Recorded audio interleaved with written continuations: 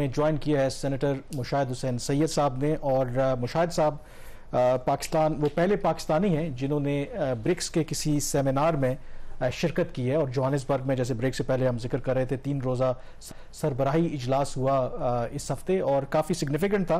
तो बहुत शुक्रिया, हमें ज्वाइन किया अभी मुशाहिद साहब ने। तो सबसे पहले तो ये बताएं कि सर ये कैसे मुमकिन हुआ कि बतौर पाकिस्तानी आपने ब्रिक्स का एक सेमिनार अटेंड किया, क्योंकि मुझे अच्छी तरह से याद है पिछले साल जून में जब चीन ने ब्रिक्स के इजलास की नुमाइंदगी की तो पाकिस्तान को दावत दी गई थी, लेकिन हमारा जो पड़ोसी मुल्क भारत है उसने उसे वीटो कर दिया था। तो आपकी शिरकत फिर कैसे मुमकिन हुई ऐसी सिचुएशन में? अस्सलाम वालेकुम जी, और आपके व्यूअर्स को बड़ा अस्सलाम वालेकुम। और बल्कि मैं समझता हूँ कि बड़ा अच्छा हौसला अफजा दौरा था मेरा साउथ अफ्रीका का। और ये जो है ये ऑफिशियल ब्रिक्स का सेमिनार था जो साइडलाइंस में होता है हर समिट से पहले, जिसमें वो सरकारी तौर पर होस्ट ममालिक और दूसरे ममालिक शिरकत करते हैं और दावत देते हैं। और इसका नाम था ब्रिक्स सेमिनार ऑन गवर्नेंस, और उसका जिक्र भी जो मेजर लीडर्स थे जैसे सदर शी जिनपिंग, उन्होंने जिक्र भी किया इस कॉन्फ्रेंस का। और I was one of the key note speakers. और पहली दफा तारीख में हुआ है कि पाकिस्तान को किसी को ऑफिशियली इन्वाइट किया गया है। तो मैं समझता हूँ ये मेरे लिए सिर्फ नहीं बल्कि पाकिस्तान के लिए बड़ा एजाज है, बायसे फख्र है, and I am humbled and honoured. तो मेरे ख्याल में ये इससे भी ये अक्कासी होती है कि किस तरफ हवा का रुख है, कि इस वक्त ब्रिक्स में जो रोल है वो चाइना का की रोल है, रशिया का है, और साउथ अफ्रीका का, और हिंदुस्तान में समझता हूँ it is the weakest link in the chain. क्योंकि पिछले 1 साल से हिंदुस्तान ने जो अपना सोच है, रवैया है, अपनी फोकस है, वो झुकाव मगरब अमेरिका की तरफ किया है। तो इस हवाले से मैं समझता हूं कि जो वीटो पावर एक जमाने में, जैसे आपने जिक्र भी किया, हिंदुस्तान का था, वो अब नहीं रहा। तो इसलिए हमें भी जो नए हकायक को देख के हमारे खारजा पॉलिसी अमूर के जो लोग हैं उनको देखना चाहिए कि इस तरफ भी रुख करें। हमारा सिर्फ रुख एक तरफ होता है, या मगरब की तरफ, या वाशिंगटन, लंदन, ब्रसल्स, उसके बाद नहीं हम देखते। और साउथ अफ्रीका का मतलब ये है कि 55 अफ्रीकन कंट्रीज और सबसे अहम मुल्क है, और पाकिस्तान के लिए बड़ा गुडविल है। और बल्कि स्पीच में उन्होंने कहा साउथ अफ्रीका के मिनिस्टर ने कि BRICS plus Pakistan will build a new situation, a new world together. मतलब because of my presence मेरा पाकिस्तान का जिक्र हुआ in the concluding speech also. तो ये मैं सब, और चाइना के टॉप मिनिस्टर्स थे, उनके मिनिस्टर्स थे सारे। जी अच्छा सेनेटर मुशाहिद साहब, आपने काफ़ी ज़्यादा पॉइंट्स इसमें और बहुत अहम पॉइंट्स रेज किए हैं। चाइना का जो रोल है, इंडिया कमज़ोर हुआ है सारी चेन के अंदर, और फिर आपने हवा के रुख की बात की। अब वेस्ट और यूरोप के अंदर एक कंसर्न पाया जाता है कि जो ब्रिक्स है ये कल ग्लोबल ऑर्डर को चैलेंज कर सकता है, या एटलीस्ट जो G7 इकोनॉमीज हैं उनको एक ऑल्टरनेट के तौर पर ये पेश किया जा रहा है। तो do you agree with this assessment कि क्या जो ब्रिक्स है ये दुनिया का जो ऑर्डर है ये चेंज कर सकता है, और जो G7 की एक overall hegemony on the global financial system उसको भी ये चैलेंज कर सकता है? देखिए जी, एक बुनियादी फैक्ट तो वाज़ेह है कि मगरब की जो बालादस्ती थी वो उसका आहिस्ता आहिस्ता खात्मा हो रहा है। और जैसे अल्लामा इकबाल ने 90 साल पहले फरमाया था, देख मशरिक से उभरते हुए सूरज को देख, वो एशियन सेंचुरी या एफ्रो एशियन सेंचुरी उभर रही है। और आपको याद होगा पिछले साल सदर मैक्रोन जो हैं फ्रांस के, उन्होंने खुद कहा था कि 300 साल के मगरबी बालादस्ती का दौर खत्म हो रहा है। तो ये मेरे ख्याल में एक बुनियाद रखी जा रही है, ना सिर्फ ब्रिक्स बल्कि जो शंघाई कोऑपरेशन ऑर्गेनाइजेशन है हमारे पड़ोस में, और इदारे जो बन गए हैं, एशियन इंफ्रास्ट्रक्चर इन्वेस्टमेंट बैंक, ये जो वेस्टर्न एक सिस्टम बना था उसके मुतबादिल जरूर एक बुनियाद रख दी गई है। और अब जो एक्सपेंशन भी हो, अब देखें ना, रशिया के खिलाफ सैंक्शंस, चाइना के खिलाफ सैंक्शंस, ईरान के खिलाफ सैंक्शंस, ये सब ब्रिक का हिस्सा है। और ब्रिक्स में कौन शामिल हुआ है? सऊदी अरेबिया, यूएई, मिस्र। ये तो अमेरिका के खास दोस्त हैं मुस्लिम दुनिया में, इनके पुराने हलीफ हैं। तो अगर वो भी इस आगे हैं, और हम थोड़ा सा मेरे ख्याल में हमने सुस्ती दिखा रहे हैं, पीछे हैं, लेकिन मैं समझता हूँ ये वाकई आप ठीक कह रहे हैं, और मेरा भी ये व्यू है। और ये एक बुनियाद रखती गई है, एक मुतबादल सिस्टम जिसमें मल्टीपोलर सिस्टम है, सोल सुपर पावर। मुशाहिद साहब, आपकी डिस्कशन को आगे लेते हुए, अब जो पहली दफा ज़ाहिर है कि ब्रिक्स का ये जो समिट हुआ तो बहुत ज्यादा चर्चा हमने देखा कि मगरिब में اس کا رہا، خاص کر کے واشنگٹن پوسٹ یا نیو یارک ٹائمز. اب وہ جو کہتے ہیں کہ جو American lead global financial system ہے یا جو بھی بریٹن ووڈ انسٹیٹیوشن کا پورا نظام ہے، اس کو انہوں نے بڑا ہائی لائٹ کر کے کہا کہ وہ دنیا میں ایک انٹرنیشنل فیئر سسٹم ہے. اور یہ جو برکس ہے اور خاص کر کے روس اور جو رشیا ہے، اب اس آرڈر کو وہ ڈسٹرب کرنا چاہتے ہیں. سب سے پہلے تو ڈو یو تھنک کہ یہ جو ایک فیئر آرڈر ہے جس کو امریکہ لیڈ کرتا ہے؟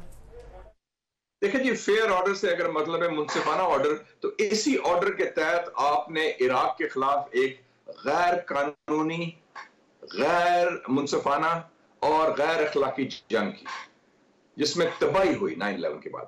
اسی سو کالڈ فیئر آرڈر کے تحت آپ نے سینکشن لگائے اپنی مرضی کے مطابق. آپ سینکشن لگاتے ہیں چین کے خلاف، روس کے خلاف، ایران کے خلاف، لیکن مودی جو اپنے لوگوں کو مار رہا ہے اور مسلمانوں کو خاص طور پہ، اس کے خلاف تو کبھی سینکشن نہیں لگا.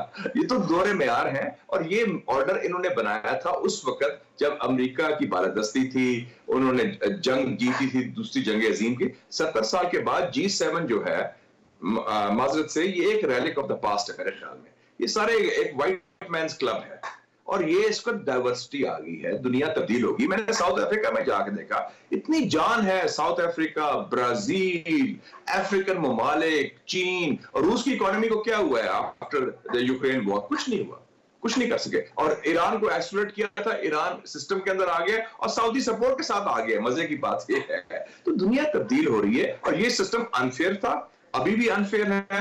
امریکہ کی ساری اپروچ کیا ہے؟ Security centric, military centric. Quad, AUKUS, G7، NATO. یہ کیمپ ڈیوڈ میں بھی میٹنگ کی ہے انہوں نے، ساؤتھ کوریا اور جاپان کی اور امریکہ کی. کس کے خلاف؟ کسی دشمن کی تلاش کے خلاف، کسی کو کاؤنٹر کرنے کو. چائنا یا برکس یہ بات نہیں کر رہے، وہ کنیکٹیوٹی کی بات کر رہے ہیں، وہ کنٹینمنٹ کی بات نہیں کر رہے، وہ کانفرنٹیشن کی بات نہیں کر رہے، وہ کانفلکٹ کی بات نہیں کر رہے. امریکہ تو ہر وقت جنگ کے لیے تیار بیٹھا ہے، دشمن کو تلاش میں بیٹھا ہوا ہے اور نئے دشمن پیدا کر رہا ہے. اور ان دشمنوں کو وہ مقابلہ نہیں کر سکا، کیونکہ وہ جنگیں جو لڑی ہیں انہوں نے، چاہے افغانستان ہو، عراق ہو، ویتنام ہو، لاؤس ہو، کمبوڈیا ہو، کوریا ہو، ہر لینڈ وار کو وہ ہارے ہیں، جیتے نہیں ہیں. تو یہ ریئلٹیز ہیں، ہمیں فیس کرنا چاہیے. سینیٹر مشاہد صاحب، یہ جو نئی ممبرشپس انہوں نے اپروو کی ہیں، جس میں 2 ممالک جو ہیں وہ افریقہ سے ہیں، 3 ممالک جو ہیں وہ مڈل ایسٹ پلس جو ایران ہے، اور ایک جو ملک ہے وہ لیٹن امریکہ سے، یہ کیا ریپرزینٹ کرتے ہیں اور اسے میسیجنگ کیا ہوئی ہے کہ انہوں نے جو 3 امپورٹنٹ جو کانٹیننٹس آف دا ورلڈ ہیں ان کو انہوں نے ٹارگٹ کیا ہے؟ دیکھیں نا، اب لیٹس سی، بڑا اچھا آپ نے سوال کیا. نقشہ دیکھیں، ایشیا کے سب سے بڑے دو ممالک ہیں، وہ برکس کے ممبر ہیں، چین اور انڈیا. لیٹن امریکہ کے 2 سب سے اہم ممالک ہیں، برازیل، ارجنٹینا، وہ اس میں آ گئے ہیں. اچھا، پھر وہ جو افریقہ کے سب سے بڑے جو 2 اہم ممالک ہیں اور اسٹرانگ بھی ہیں، ساؤتھ افریقہ اور ایتھیوپیا، وہ بھی اس میں آ گئے ہیں. اس میں مصر کو بھی شامل کر لیں، وہ ہاف افریقہ ہاف عرب ورلڈ ہے. عرب ورلڈ کا کی ہو رہا ہے. اور جو سب سے بڑے آئل پروڈیوسرز ہیں اس وقت اور آئل کنزیومرز، وہ اب برکس میں آ گئے ہیں. سعودی عربیہ، UAE آئل ایکسپورٹرز ہیں، ایران آئل ایکسپورٹر ہے. سب سے بڑا آئل کنزیومر کون ہے؟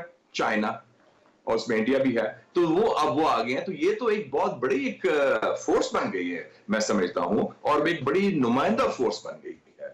اور اس کی اب یہ صرف 4-5 ممالک کی بات نہیں رہی. اور آپ کو پتا ہے رانا صاحب، آپ تو ایکسپرٹ بھی ہیں اکانومی پر، ان کا اپنا بینک بھی ہے، نیو ڈیولپمنٹ بینک شنگھائی میں. اور اس کا پریزیڈنٹ کون ہے؟ جلما روزیف، جو لولا سے ابھی جو صدر ہیں، اس سے پہلے وہ صدر بھی تھی برازیل کی. تو یہ، اور مزے کی بات ہے، Bangladesh is a member of the New Development Bank, ہم نہیں ہیں. تو ہم ایشین انفراسٹرکچر انویسٹمنٹ بینک جو بیجنگ میں ہے، وہ ہم اس کے ممبر ہیں. میں اسی پہ آپ سے سوال کرنا چاہ رہا تھا کہ یہ 6 ممالک تو شامل ہوئے ہیں، پاکستان کی کیا پراسپیکٹس ہیں؟ کیونکہ یہ جب برکس کا سمٹ ہو رہا تھا تو میں نے دفتر خارجہ کے کچھ لوگوں سے پوچھا کہ کیا ہم بھی ان 40 ممالک میں شامل ہیں جنہوں نے ریکویسٹ کی ہو یا اپنا انٹرسٹ شو کیا ہو to be part of the BRICS. جو مجھے جواب ملا، انہوں نے کہا کہ ہم ڈیولپمنٹس کو دیکھ رہے ہیں، لیکن باقاعدہ طور پر پاکستان نے ابھی تک کوئی ریکویسٹ نہیں کی کہ ہم برکس کا حصہ بننا چاہتے ہیں. آپ وہاں پہ موجود تھے، کیا سینس ہے؟ Do you think that we are a natural partner of BRICS? دیکھیں جی، میں تو خود ہو کے آیا ہوں، میں خود رہا ہوں، لوگوں سے ملا ہوں، لیڈرشپ سے ملا ہوں، ساؤتھ افریقہ، برازیل اور چائنا، رشیا وغیرہ سب کا. ہندوستان کی نمائندگی بہت کم تھی، اور آپ کو پتا ہے واقعی اس کا پروٹوکول پرابلم ہو گیا مودی کا, اس کو تو لفٹ ہی نہیں دی انہوں نے زیادہ, تو اصلی تو Xi Jinping was a star of the show. ہمارا پتہ نہیں کیا پرابلم ہے کہ ہندوستان کو دیکھ کے ہم گھبراہٹ آ جاتی ہے یا گڑبڑ ہو جاتی ہے. شنگھائی کوآپریشن آرگنائزیشن میں بھی تو ہندوستان ہے, کوئی ایسی بات نہیں ہے. ہمیں یہ ہاتھ نہیں ملنے چاہیے اور ویٹ اینڈ سی دیکھیں گے سوچیں گے.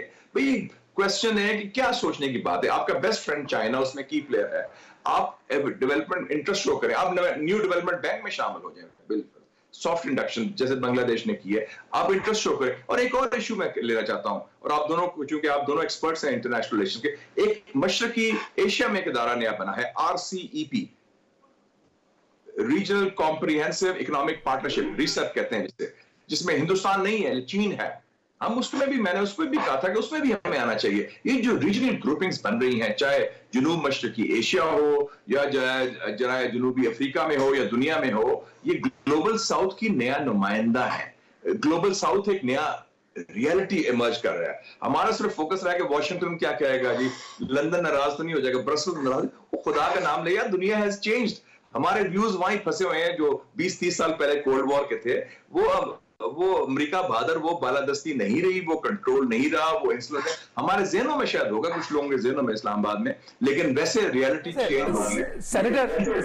اپلائی تو کرنا چاہیے. سینیٹر صاحب, ہمیں وہ جو ہماری دیکھیں فورن پالیسی جو چلاتے ہیں وہ تو لوگ وہی ہیں نا, وہ تو وہیں پہ کھڑے ہوئے ہیں, وہ تو چینج نہیں ہوئے. لاسٹ کویسچن اگر آپ اس کا بڑا بریفلی جواب دے سکے, انڈیا جو ہے آپ اس کو کیسے دیکھتے ہیں, اس میں برکس میں جو اس کا رول ہوگا وہ پراکسی آف دا US ہوگا, یا پھر وہ جو نئی الائنمنٹ ہے, نئی جو گراؤنڈ ریالٹیز ہیں اس کو دیکھتے ہوئے وہ ایک جینوئن برکس کا پارٹنر بن کے جو ہے وہ معاملات کو آگے بڑھائے گا؟ ہندوستان والے بہت چلاک ہیں, ان کی بڑی بنیا مینٹیلٹی ہے. یہ وہ کام کرتے ہیں جس میں اس کا فائدہ ہو, وہ دونوں کام کریں گے. وہ امریکہ کی پراکسی کی بھی کام کریں گے جب ان کی ضرورت ہوگی, جب ان کو فائدہ ہوگا, اور وہ تھرڈ ورلڈ کا حصہ بھی بن جائے گا جن کا فائدہ ہوگا. اور آپ کو میں بتاتا چلوں کہ اس متفقہ فیصلہ ہوا ہے کہ اگلی برکس کانفرنس کہاں ہو رہی ہے, کازان جو ایک مسلمان علاقہ ہے روس کا, تو انہوں نے ایگری کر لیا اس کے اوپر. تو آپ دیکھ لیں کہ روس جس کو امریکہ آئسولیٹ کرنا چاہ رہا تھا, وہاں برکس کا اگلا کانفرنس ہو رہی ہے جس میں سب لوگ شریک ہوں گے. تو ہندوستان وہ دیکھتا ہے جہاں فائدہ دیکھتا ہے, تو ہم بھی کم سے کم جہاں ہمارا فائدہ ہے, ہمارے مفادات ہیں, ہمارے مقاصد پورے ہوتے ہیں, ہم اس میں شامل تو ہونا, گھبرائیں نہ, خوف سے نکلیں باہر. یہ خوف کا خاتمہ اور ان امیجنیٹو اپروچ کریں. The new reality should be there, اور آگے بڑھے, ذرا انیشیٹو لیں. ایران نے دیکھیں آئسولیٹڈ ملک تھا, اس نے ڈپلومسی کے ذریعے اپنا سکہ جما دیا. اب امریکہ بھی ان سے ڈیل کرنے کو تیار ہے. میری اطلاع یہ ہے, میں نے وہاں سے خبر ملی مجھے کہ ان کی خفیہ بات چیت چل رہی ہے اور خاص ڈیل کی. 6 ارب روپیہ جو ڈالر بند تھے ساؤتھ کوریا میں وہ ریلیز کر دیے ہیں, اور 4 ارب اور ہیں جو عراق میں ان کے بند ہیں وہ بھی وہ ریلیز کرنے والے ہیں. وہ سیکرٹ ڈیل ہو رہی ہے. تو اب امریکہ بھی ایران سے ڈیل کرنے کو تیار ہے. تو ہم آگے بڑھیں جناب, اور ہمارے دنیا کھل جائے گی, اور ہماری بڑی عزت ہے دنیا میں. پاکستان کا بڑا رعب اور وقار ہے, لیکن ہم اندرونی چپکلش سے, اندرونی خلفشار سے بھی نکلے باہر. ہم بالکل بھی بیکم فراگز ان دی ویل. مشاہد صاحب, آپ نے جو آخری جو نقطہ آپ نے بیان کیا, اصل میں وہی مسائل کی جڑ ہے کہ ہم اپنے جو اندرونی مسائل ہیں انہی میں گھرے ہوئے ہیں. جب ان سے نکلیں گے تو پھر ہم اس طرح کے جو ریجنل اور جو گلوبل الائنسز ہیں ان کا حصہ بھی بنیں گے اور اس سے فائدہ بھی اٹھا سکیں.